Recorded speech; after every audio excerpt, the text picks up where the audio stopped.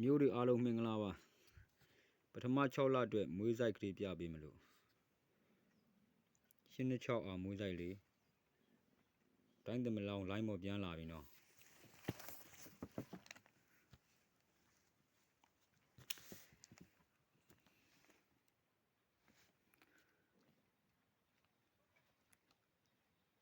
ဟုတ်ဒီမှာ90ခုနှစ်ကဒါမနှစ်ကနှစ်ခွန်အောင်သွားရမူပေါ့နော်944ဆိုတဲ့ကျင်းကြီး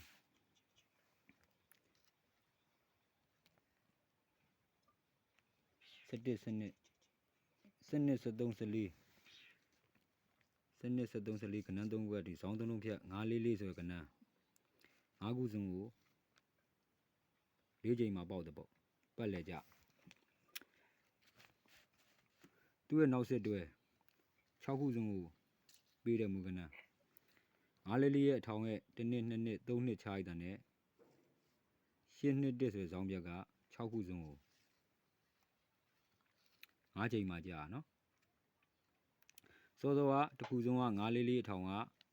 5ခုစုံကို4ချိန်မှာကြာ10နှစ်1 5ခုစုံကအထောင်က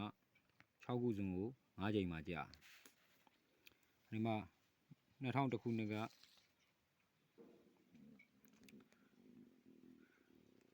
51ခွန်ဆိုတဲ့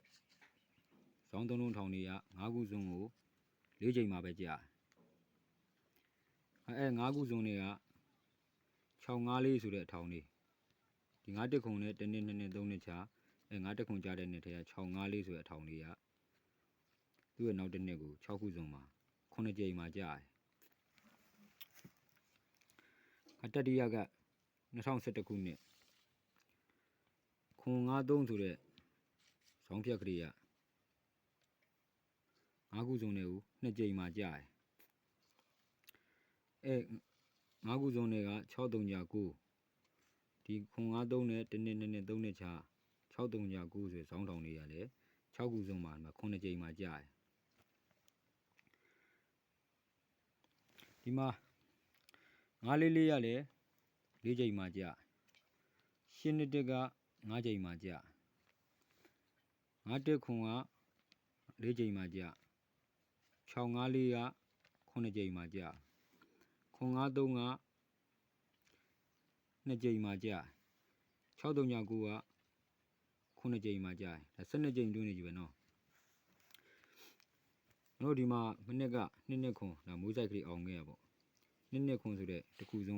21ခုစုံက2ခွန်လို့ဇောင်းတောင်တွေက5ခုစုံမှာ5ကြိမ်တွင်းတို့ခံမှန်းထားရမယ်9ကြိမ်မှာပဲလာကြတယ်သူ့ရဲ့နောက်ဆက်တွဲ1နှစ်2နှစ်3နှစ်ချာ2နှစ်ခွန်ကြတဲ့နှစ်တွေဒီမှာတိုင်းမင်းတို့10နှစ်60ကနန်းဒီမှာ9ကြိမ်6339က654ရလည်း9ကြိမ်ဒီ10နှစ်ကလည်း5ကြိမ်ရောဒီလို10နှစ်6ပတ်လေတွေကပထမ6လမှာအာမွေးနိုင်ရင်တော့ပေါက်သီးဖြစ်လာပြီမှာပေါ့နော်ပထမ6လအတွင်းပဲ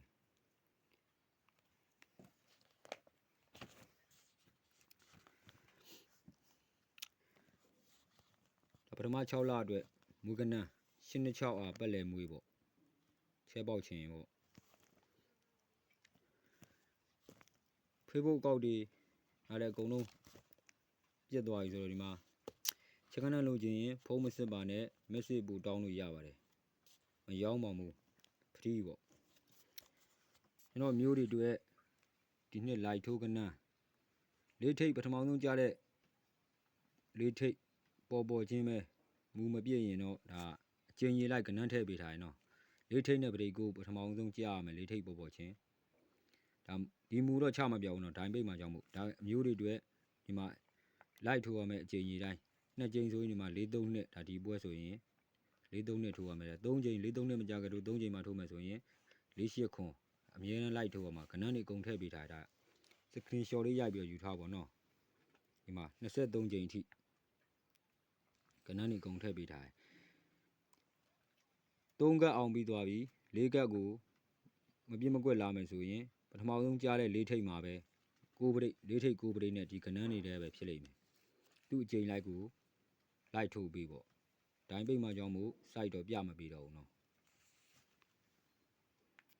အားလုံးပဲချဲပေါက်ကြပါစီဗျာ